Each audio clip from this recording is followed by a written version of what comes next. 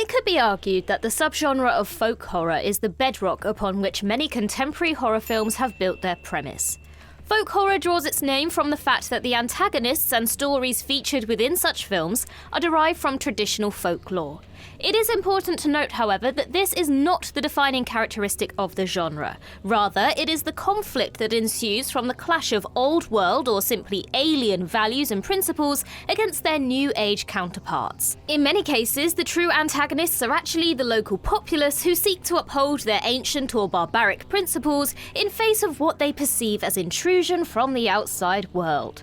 So without further ado, let us dive into the hidden gems of folk horror. I'm Ellie with What Culture here with 10 obscure folk horror movies you need to watch. Number 10, The Hallow. Fairies, banshees and baby stealers. Not exactly what one wants to hear upon arriving in a new area, but that is exactly what Adam Hitchens and his family find themselves confronted with upon arriving in a remote area of Ireland. Adam is a conservationist travelling due to his work, and safe to say he should be putting in for some extra compensation based on the events that transpire within ghoulishly brilliant folk horror The Hallow.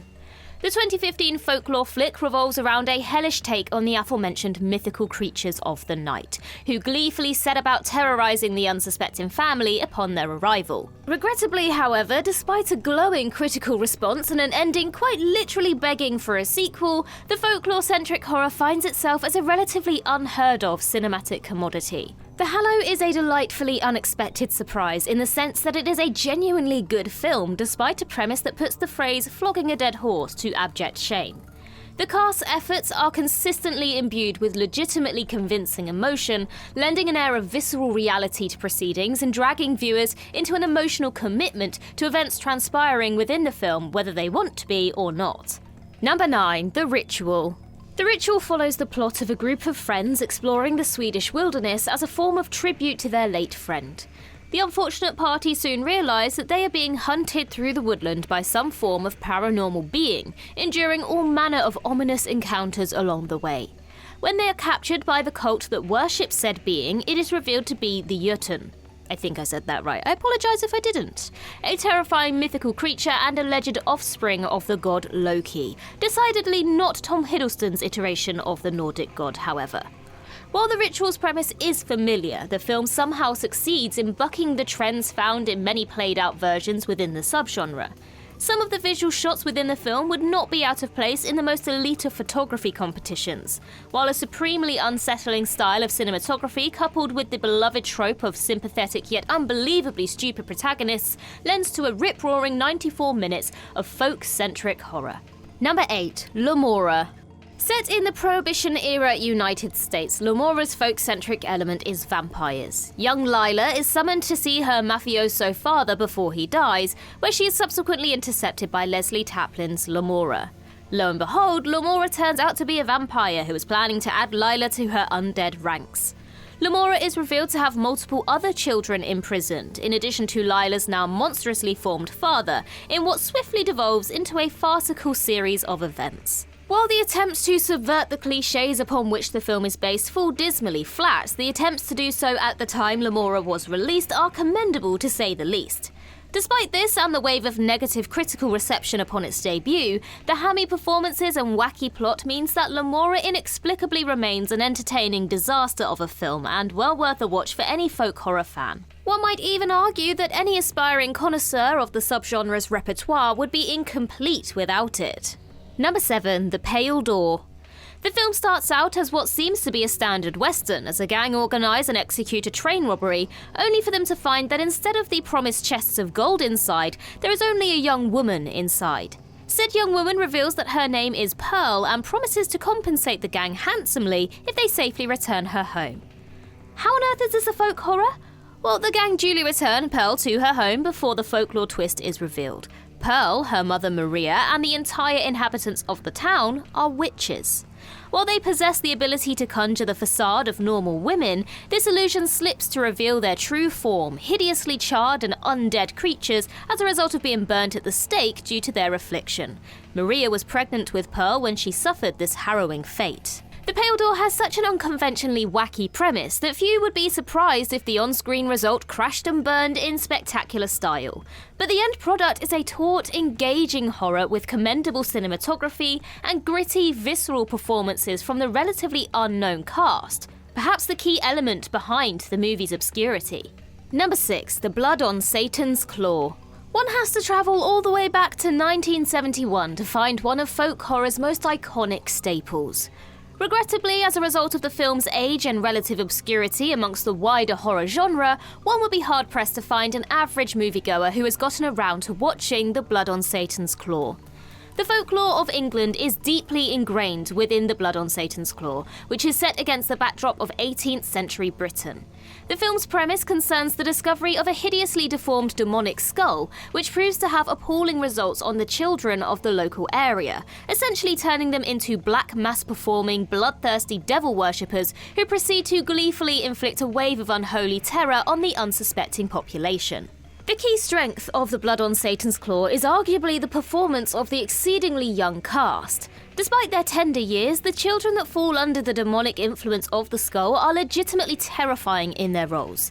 Their feverishly maniacal gazes, saturated with an unexplainable bloodlust, is a sight too unnerving for words, and a key element in the success of what proves to be a memorably disturbing folk horror experience that many film critics deem to be one of the original examples of the subgenre. Number 5. Jug Face. Shot on a tiny budget before debuting at several prominent film festivals, the film is just 81 minutes long, a fact that becomes more and more unbelievable based on how much bizarre content director Chad Crawford Kinkle manages to cram into the film. The picture tells the tale of an off-grid community. Said community worship a hole in the ground, which just so happens to have supernatural healing properties. However, events get even stranger as the full extent of proceedings is revealed. A creature resides in the pit, and for it to maintain its healing abilities, the community must sacrifice a member to the monstrous entity. The sacrifices are chosen by Dewey, who designs clay jugs of faces which ominously replicate the features of the person who is to be sacrificed. And that's just for starters. Jug Face also features the contentious topic of incest, adding an uncomfortable layer to an already wacky story. Fortunately, the fraught topic does not take away from the quality of what is a thrilling experience of a crazy folk horror film. The lead performances from Lauren Ashley Carter and Sean Bridges are absolutely phenomenal, and a fairly limited premise does not hurt the depth or richness of the storytelling of Jug Face in the slightest. Number 4. The White Reindeer. While horror films tend to receive lukewarm critical reception on the whole, this hidden gem notably won the 1956 Golden Globe for Best Foreign Film. However, while the film remains one of the most notable outings for Finnish cinema, one would be hard-pressed to find a casual viewer who has seen the 1952 classic. Shot in black and white against a vast, sparsely populated landscape, The White Reindeer tells the tale of a young woman who becomes unwittingly transformed into, you guessed it, a stunning white reindeer by a mysterious shaman, resulting in her relentless pursuit by men who wish to strip the beautiful creature of its meat and pelt. The catch? The woman also becomes a vampiric entity feeding on the men she lures into her trap. The White Reindeer is a notably beautiful cinematic offering in every way conceivable, unless one requires a full-on dialogue to enjoy a movie. Number 3. Apostle. Remarkably, for a film released on Netflix in this day and age, 2018's Apostle received and retained relatively little fanfare. This lamentable status quo is particularly shocking when one considers the inherent quality of the folk horror masterpiece. Featuring Welsh cinema legend Michael Sheen as the leader of a group of shadowy cultists, Apostle tells the tale of a missionary in search of his kidnapped sister, held hostage by the aforementioned cult on a remote island. The film bears many haunting parallels with subgenre mainstays The Wicker Man and Midsummer, acting as an eerie amalgamation of the two in many respects, while all the while remaining true to the various facets required for a legitimate folk horror film. The film's stunning imagery and atmosphere is combined with first-rate performances from Dan Stevens as lead protagonist Thomas and the aforementioned Michael Sheen, who throw themselves without abandon into their respective roles. The culmination of these efforts is a stunningly polished and chilling horror, effortlessly sidestepping some of the more prevalent pitfalls encountered by its peers. Number 2. Witchfinder General.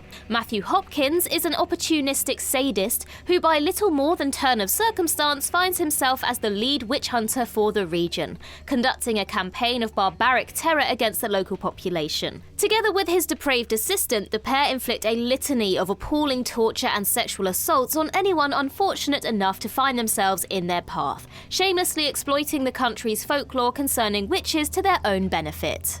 Richard Marshall and his betrothed Sarah are the protagonists who inevitably fight back against Hopkins and his twisted mission, to predictably horrifying results.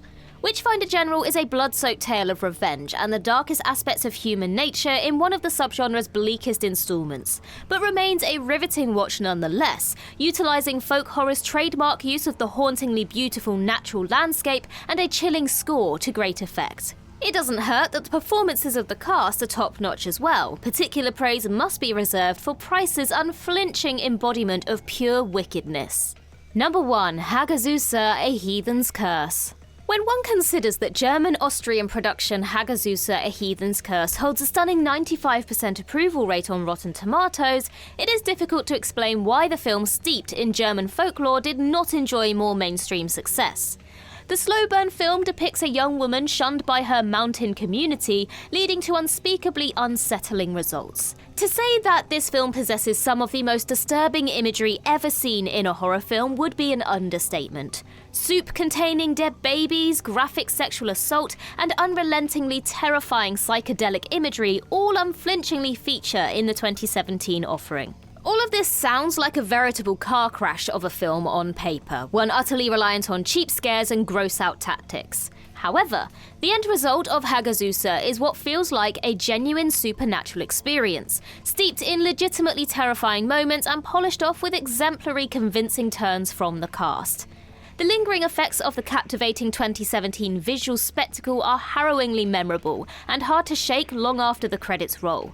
For those in search of a truly horrifying horror movie, this one is for you.